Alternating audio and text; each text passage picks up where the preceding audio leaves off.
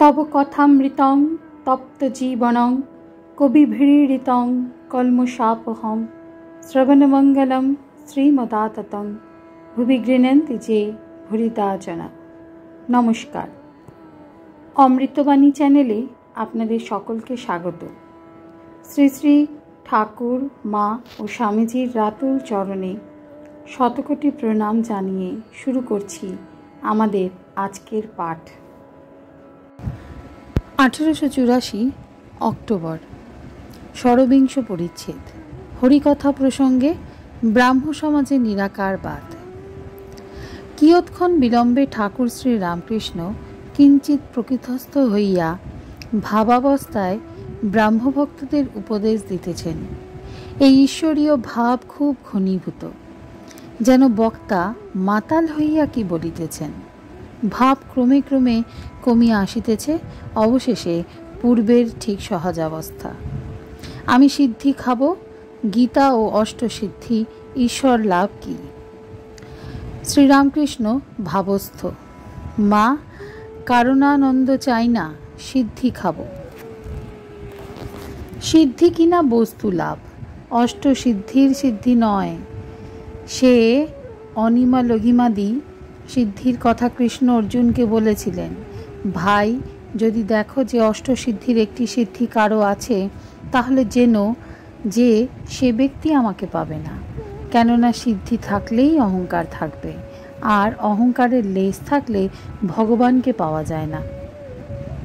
আর এক আছে প্রবর্তক, সাধক, সিদ্ধ, সিদ্ধের সিদ্ধ। যে ব্যক্তি সবে ঈশ্বরের আরাধনায় প্রবৃত্ত হয়েছে, সে প্রবর্তকের থাক। প্রবর্তক ফোঁটা কাটে, তিলক মালা পরে, বাইরে খুব আচার করে। সাধক আরও এগিয়ে গেছে, তার লোক দেখানো ভাব কমে যায়। সাধক ঈশ্বরকে পাওয়ার জন্য ব্যাকুল হয়, আন্তরিক তাকে ডাকে, তার নাম করে, তাকে সরল অন্তঃকরণে প্রার্থনা করে।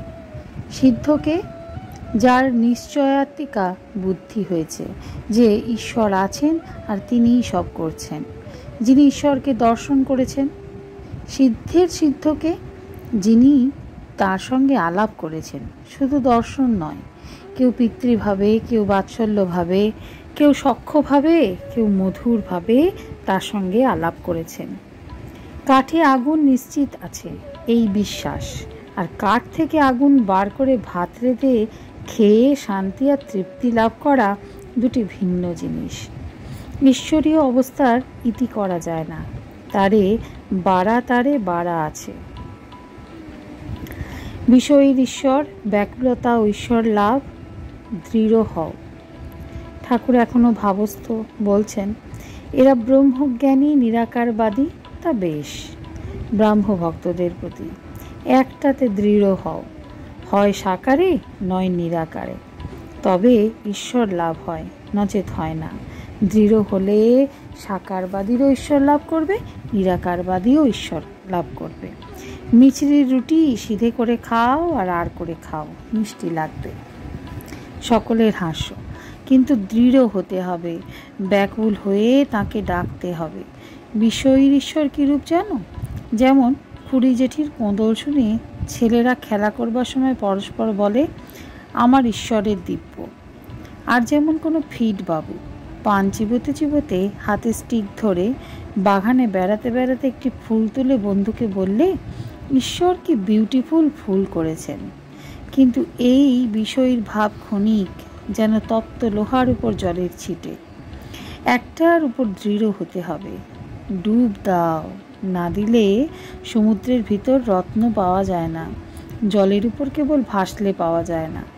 এই বলিয়া ঠাকুর শ্রীরামকৃষ্ণ যে গানে কেশবাদী ভক্তদের মন মুগ্ধ করিতেন, সেই গান সেই মধুর কণ্ঠে গাইতেছেন।